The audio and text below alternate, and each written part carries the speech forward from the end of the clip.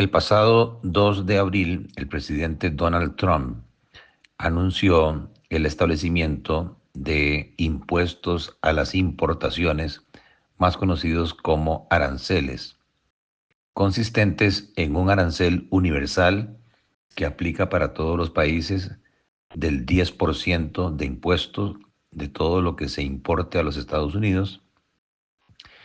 Y luego hizo algún cálculo para determinar lo que él llama aranceles recíprocos, benevolentes o amables, para, según él, equilibrar las relaciones con otros países que gravan los productos de Estados Unidos que ingresan a esos países, pero que los Estados Unidos, según Trump, no lo hacen de la misma manera. En Economía Hoy nos han pedido un poco más de información para entender de dónde salieron los números que presentó el presidente Trump utilizando una tabla resumen. Lo primero que hay que entender es que cuando se habla del intercambio comercial con el resto del mundo, se incluyen las relaciones de exportaciones e importaciones de bienes, como también las exportaciones e importaciones de servicios. En el slide número 2 que adjunto se muestra la evolución del balance de bienes y servicios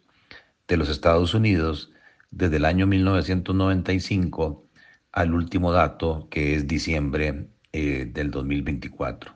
o el periodo 2024. Lo que vemos es que hay un superávit en todos estos años, es decir, que a nivel de servicios los Estados Unidos exportan más al resto del mundo de lo que importan de servicios de otros países. Y eso en el año 2024 les generó un exceso de dólares, un superávit de 293 miles de millones de dólares. El problema que tiene la administración Trump está centrado en los bienes, donde en la parte de bienes el desbalance no solamente es de una magnitud muy amplia, sino que se ve que ha estado con una tendencia a ampliarse hasta alcanzar en el año 2024 un preocupante total deficitario de 1.212 miles de millones de dólares. Es decir, que en ese año los Estados Unidos importaron más bienes del resto del mundo de lo que lograron exportar. Es ahí donde el presidente Trump dice que esto es debido a una injusticia, según él, porque esos otros países castigan el ingreso de productos de Estados Unidos a esos países con impuestos o aranceles, mientras que Estados Unidos no lo hace. Y por lo tanto hay una injusticia en esa transacción de bienes. Si comparamos el superávit de 293 miles de millones de dólares contra el déficit comercial o de bienes de 1.212 miles de millones de dólares, hay un faltante de 918 miles de millones de dólares que obliga a los Estados Unidos todos los años a tener que ir a buscar financiamiento, emisión de bonos u otros para pagar esos faltantes de demanda de importaciones que no cubren con los ingresos de las exportaciones. En el siguiente slide se presenta volumen total o el flujo de exportaciones de Estados Unidos a cada uno de los países que están en la primera columna. Total, los Estados Unidos exportaron en el año 2024 2.065 miles de millones de dólares, pero importaron 3.267 miles de millones de dólares. De ahí sale el déficit comercial o de bienes que ya hablábamos de 1.202 miles de millones de dólares. En la segunda columna es posible ver hacia dónde están exportando los Estados Unidos. Por ejemplo, a China exportaron 143.5 miles de millones de dólares, a la Unión Europea 370 miles de millones de dólares y así consecutivamente. En la tercera columna se ve de dónde vienen las importaciones de los Estados Unidos, dónde compran los consumidores estadounidenses productos importados. De China compran 438.9 miles de millones de dólares en el 2024, de la Unión Europea 606 miles de millones de dólares,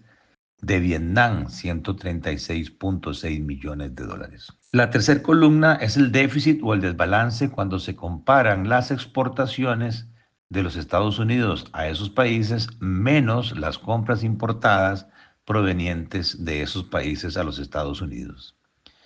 Por ejemplo, en el caso de China,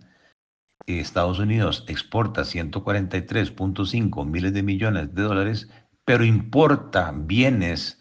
de China de 438.9 miles de millones de dólares, resultante en un desbalance en contra de los Estados Unidos de 295.4 miles de millones de dólares.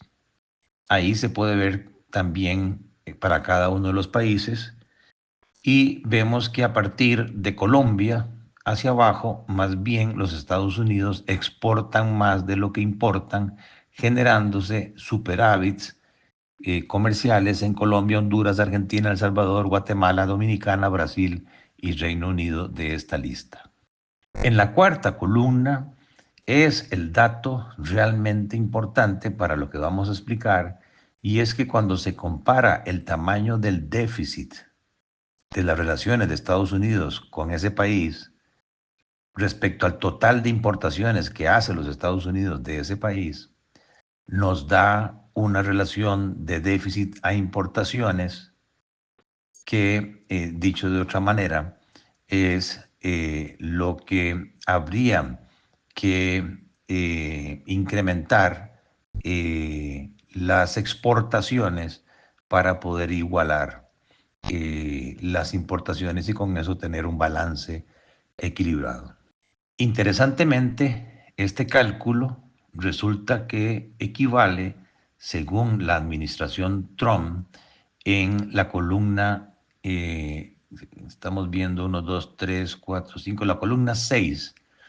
que ellos llaman las tarifas que otros países le cargan a los Estados Unidos para aceptar productos de Estados Unidos que ingresen a sus países. Y vean que esa tarifa es equivalente, exactamente es equivalente a el cálculo del déficit de Estados Unidos con ese país respecto a las importaciones de Estados Unidos de ese país. O sea que aquí no hubo mayor ciencia, no hubo mayor raciocinio. Simplemente lo que están haciendo es justificando que existen barreras arancelarias, no arancelarias y subsidios a las monedas que hacen que los Estados Unidos salgan perdiendo en su relación de comercio. Hay en algunos casos esa tarifa no aparece, como el caso de Canadá, el caso de México, porque sabemos que están en una negociación que tiene que ver además con temas de terrorismo, con temas de control de migraciones y con temas de control del ingreso de fentanilo al mercado estadounidense. También vemos que en los países donde hay superávit comercial, en vez de aplicar la fórmula que indicábamos, les aplican un arancel universal del 10%. O sea, es tan seria la cosa que incluso en aquellos países donde los Estados Unidos exportan más de lo que importan y tienen un superávit, aún así los castigan con un arancel del 10%, cosa que yo no logro entender el raciocinio de esa medida. Y luego Trump anuncia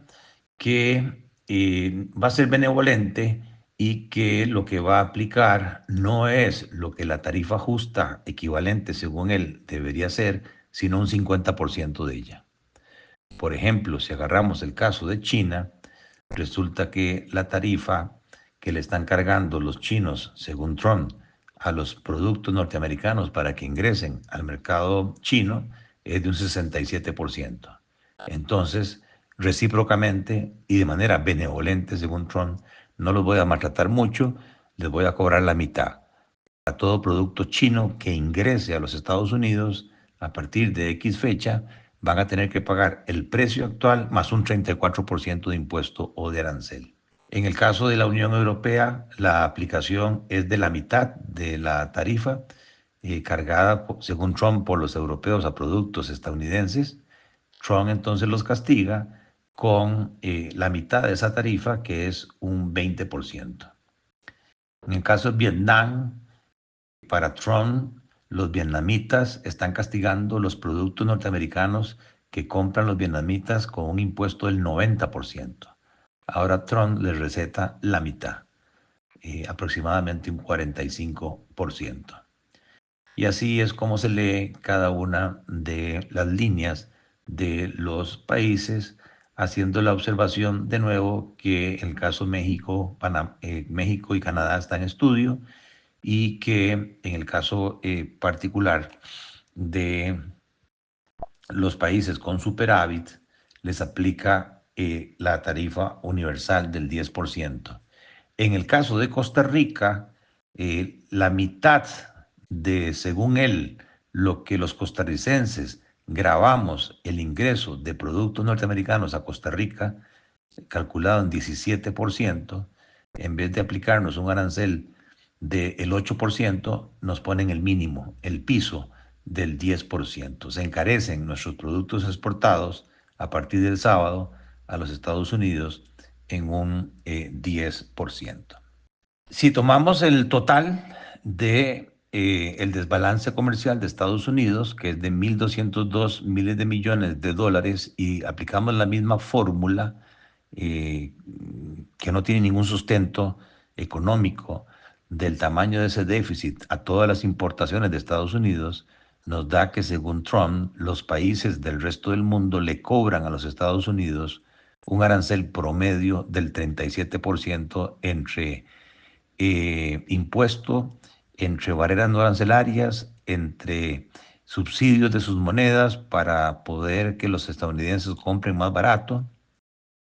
Y si aplicamos entonces la receta del arancel recíproco, en promedio el resto del mundo debería cargar, según Trump, con un arancel del 18% para encarecer los productos de esos países del resto del mundo que ingresen a los Estados Unidos. Y por último, el slide que se presenta es la estructura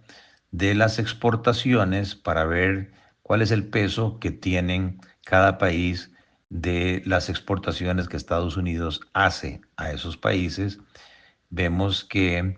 el destino principal de los productos norteamericanos es a la Unión Europea, Canadá y luego ya un poco más lejano a China. Luego las importaciones que hacen los consumidores de los Estados Unidos, vean que el 18.5% viene de la Unión Europea, el 13.4% viene de China y de Canadá viene el 12.6%. Y el problema principal de Trump, que es el déficit comercial de 1.202 miles de millones de dólares, el 25% está concentrado en China, el 20% en la Unión Europea.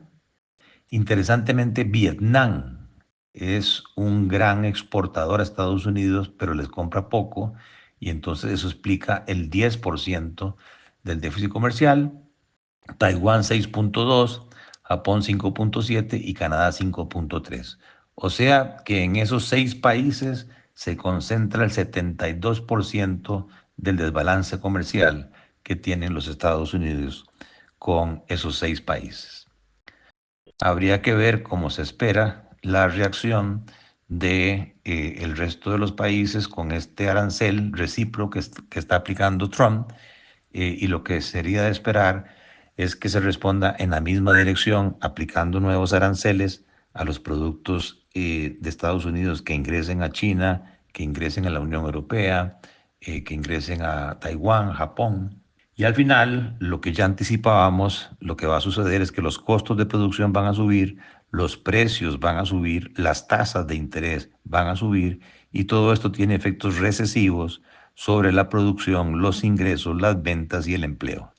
Y por esa razón las bolsas de valores están mostrando caídas históricas que no se veían desde la propia pandemia en cuanto a pérdidas del valor de las acciones o los instrumentos de inversión que se negocian en esas bolsas. Es una situación de gran incertidumbre. En el caso particular de Costa Rica, en otro programa vamos a profundizar más de las posibles implicaciones de ese arancel anunciado de un 10% para todas las exportaciones de bienes que se hagan de Costa Rica hacia los Estados Unidos. De los servicios, repito, hay superávit a favor de los Estados Unidos y por lo tanto no están hablando de aranceles para la exportación de servicios.